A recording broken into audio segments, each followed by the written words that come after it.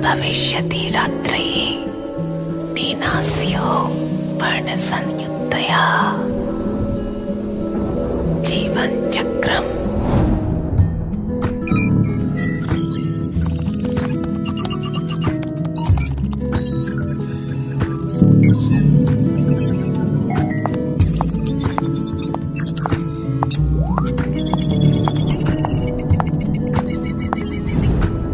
Are you sure?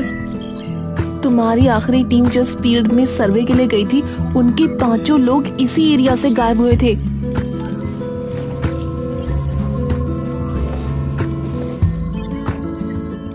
Avani अपनी नजरें घुमाकर खिड़की के बगल में रखे एक टेबल पर रखे हुए पत्थर को देखती है। अवनी मेघा की तरफ देखती है और उसके कंधे पर हाथ रख देती है। डोंट वरी, अब की बार मैं हूँ तुम्हारे साथ, कुछ नहीं होने दूंगी। 6 लोगों की टीम में सिर्फ अकेली मैं बची। अगर कुछ मिला तो सिर्फ ये 5 पत्थर। इस पत्थर के बारे में मैंने तुम्हें नहीं बताया ना अभी तक? क्या नहीं बताया? इन 5 पत्थरों की शेप ध्यान से देखी है तुमने? हाँ, एक वूम की शेप है, पर ये शेप किसी सिंपल वूम की नहीं है, एक प्रेग्नेंट औरत के वूम की है। व्हाट? सबको यही लगा कि इन 5 पत्थरों की सिर्फ शेप नॉर्मल है, पर मुझे पता था इन 5 पत्थरों में कुछ और भी छुपा है। तो आपको कुछ मिला? अवनी पत्थर की ओर देखती है और उसके पास चली जाती है और जिस टेबल पर वो पत्थर रखा होता है उसकी ड्रॉअर से एक कागज निकालती है। इन्हें स्कैन किया गया तो इनमें से ना कोई रेडिएशन मिली और ना ही कोई और एनर्जी, पर हम एक चीज चेक करना भूल गए। क्या? Audio frequency. जब मैंने इन पत्थरों को इंफ्रासाउंड डिटेक्टर्स में एनालाइज किया तब उनमें से एक बहुत ही कम फ्रीक्वेंसी की साउंड वेव डिटेक्ट हुई। क्या था उसमें? एक संस्कृत का श्लोक था, वो भी पूरा नहीं सुन पाए, सिर्फ कुछ ही शब्द डिकोड कर पाए। क्या थे वे शब्द? मेघा और अवनी एकदम से बाहर की ओर देखते हैं। एक संस्कृत का कोई श्लोक था। अवनी वो कागज खोलती है और उसे पढ़ने लगती है। गंभीरा रात्रिर्भवति, बीच की फ्रीक्वेंसी बहुत ज्यादा लो थी, वो डिटेक्ट नहीं हो पाई। सिर्फ ये 3 शब्द और आखिरी का एक शब्द। अवनी मेघा की शिकन भरी नजरों की ओर देखती है। क्या था वो आखिरी शब्द? काल भक्षिणी। मेघा जैसे ही वो नाम सुनती है उसके शरीर का हर कतरा कांप उठता है, ना जाने क्यों। क्या मतलब है उस श्लोक का और इस शब्द का? गंभीरा रात्रिर्भवति, जब रात और गहरी हो जाए। काल भक्षिणी, वक्त को खा जाने वाली। मेघा, कहाँ है तेरा ये नया इंटर्न?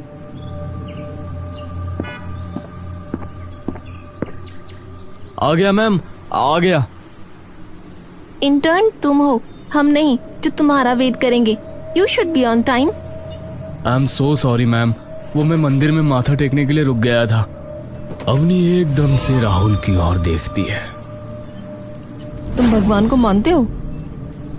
बस मानता नहीं हूँ, शिव शंभू का भक्त और माता रानी का बेटा हूँ मैम। अरे ये क्या लिया यार मेघा, माना तेरा बॉयफ्रेंड है, बट कम ऑन। सिर्फ बॉयफ्रेंड है इसलिए नहीं लाई मैम, इसकी ऑब्जर्वेशन स्किल्स बहुत बढ़िया है।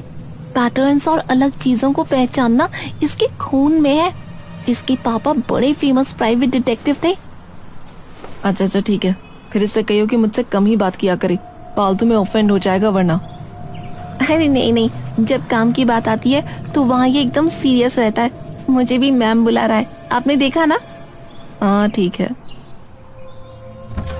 तीनों टैक्सी में बैठकर गूढ़ वन की ओर निकल लेते हैं।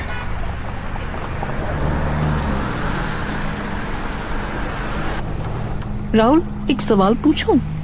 जी मैम, पूछिए ना। तुमने यही रिसर्च क्यों ज्वाइन की? तुम तो इतने अच्छे कॉलेज में हो, डॉक्यूमेंट्री तो और किसी चीज पर भी बना सकते हो। बना तो सकता हूँ, पर मेरे लिए ये ज़्यादा इंटरेस्टिंग है क्योंकि इसमें कुछ नया है। क्या पता कोई नई कहानी मिल जाए, क्या पता कोई नई महागाथा मिल जाए, क्या पता कोई नया भगवान मिल जाए। अवनी कुछ देर राहुल को मुस्कुराकर एक अजीब सी नजरों से देखती रहती है। जुनून है अभी नई चीजों का, कुछ अलग करने का है ना। उम्मीद करती हूँ तुम्हारे मन में हमेशा यही जुनून बना रहे, क्योंकि उम्र का तकाजा ऐसा है कि एक वक्त पर सिर्फ पुरानी बातें याद रहती हैं। राहुल चुपचाप अवनी को देखता रहता है। गाड़ी जंगल के बीचों बीच एक सुनसान सड़क पर आकर रुकती है। तीनों गाड़ी से उतरते हैं। अवनी अपनी जेब से निकालकर कुछ पैसे ड्राइवर को दे देती है। शुक्रिया भैया।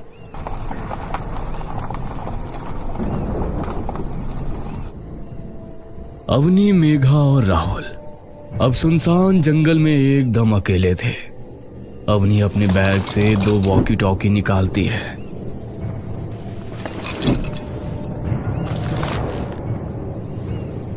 इन्हें अपने पास ही रखना और ज्यादा दूर मत निकल जाना, स्पेशली राहुल। तुमने ये कभी किया नहीं है, इसलिए बता रही हूँ। अवनी, वैसे हम यहाँ सुबह भी तो आ सकते थे ना, फिर अभी क्यों आए?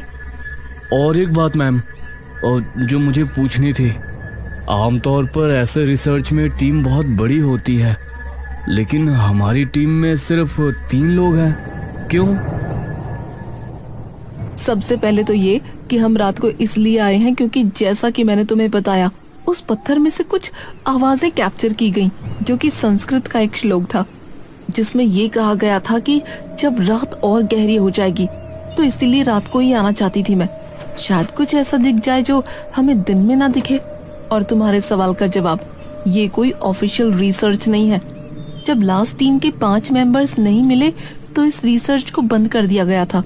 सिर्फ मैं और मेघा ही थे जिन्होंने बाद में ये रिसर्च जारी रखी थी, तो इसीलिए। ओह ठीक है। और कुछ? राहुल और मेघा दोनों नाम में गर्दन हिला देते हैं। Alright then. बोलिए शिव शंकर भगवान की। अवनी और मेघा एकदम से अपने होठों पर उंगली रखती हैं। जागरण में नहीं आए तुम? मैम, किसी भी शुभ काम से पहले भगवान को याद कर लेना चाहिए। इससे पहले जो टीम आई थी ना, वो पूजा पाठ ही करके आई थी। राहुल कुछ नहीं बोलता। तीनों आसपास ही रहना, ज्यादा दूर मत जाना। कोई भी ऐसी चीज जो लगे कि अलग है, contain it and capture it. Rahul अपने बैग से अपना हैंडी कैम निकालता है और उसे ऑन कर लेता है। तीनों जंगल के अंदर निकल जाते हैं। जंगल बहुत ही घना और सुनसान होता है। तीनों धीरे धीरे जंगल की दूरतम गहराई में जाने लगते हैं, जहां बिच्छुआ, हिगोट और कई झाड़ियां घनी होती जा रही थी। रुको, क्या हुआ? यही है ना वो जगह? अपनी अपने पीठ पर टंगे बैग में से एक नक्शा निकालती है और खोल कर देखती है, जिस पर गूढ़ वन लिखा होता है।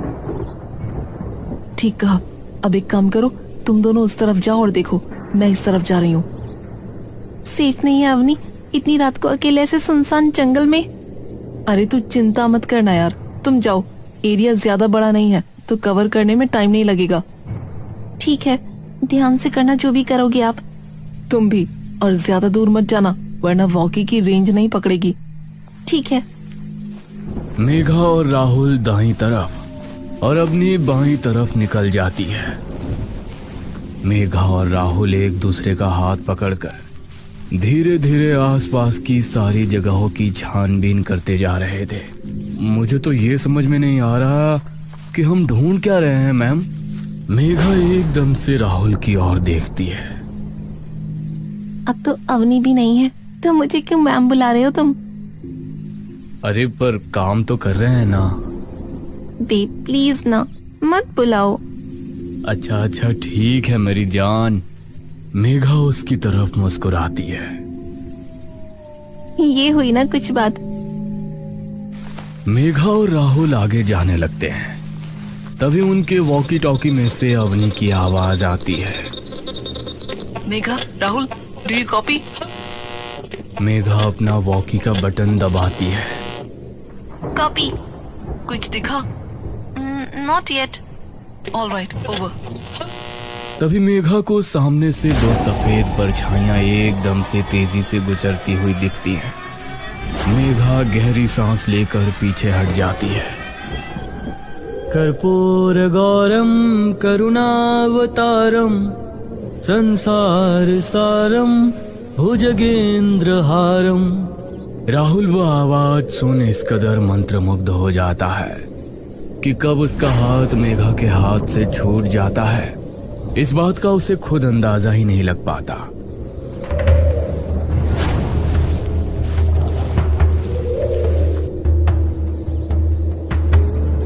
आ जाओ, आओ ना, आओ। मेघा का दिमाग डर से इतना सुन्न पड़ चुका होता है कि उसे इसकी भनक नहीं पड़ती कि राहुल उसका हाथ छोड़ कहीं और जा चुका है।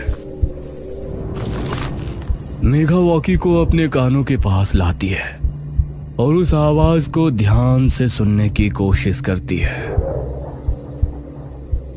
बेटी, आ जाओ ना, आओ। यहाँ तुम्हें कुछ नहीं होगा। आ जाओ मेरे पास।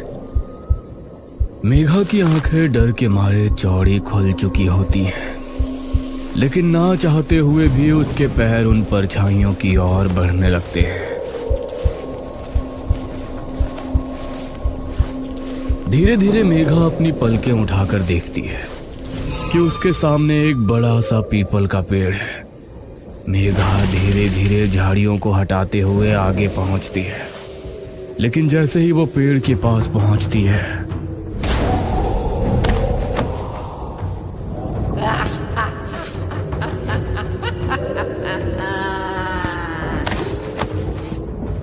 ये मैं कैसे?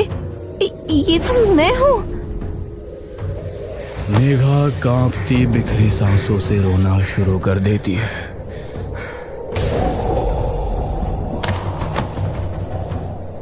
आजा छोरी, तेरे भी बाल आवारों।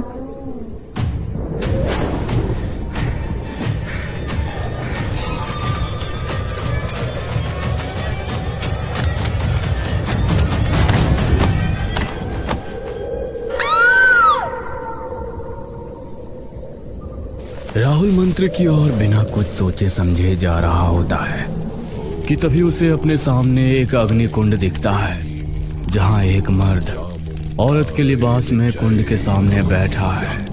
तभी वो पुजारी राहुल की ओर एकदम से बड़ी बड़ी क्रोध में जलती हुई आंखों से देखता है।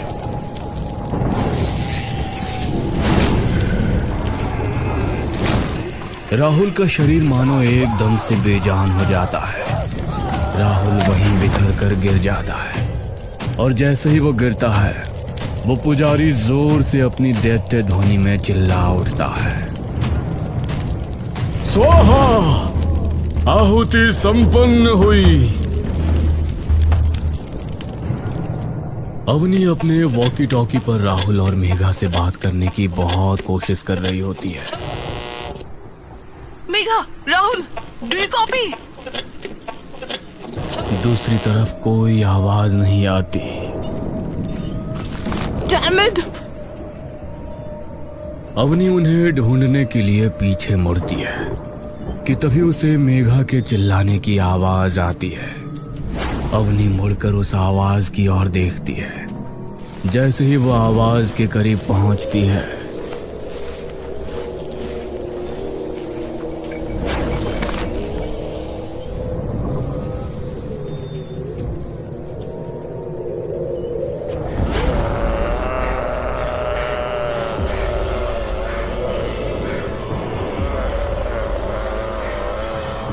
अवनी की आंखों का डर एकदम से विकराल क्रोध में बदल जाता है।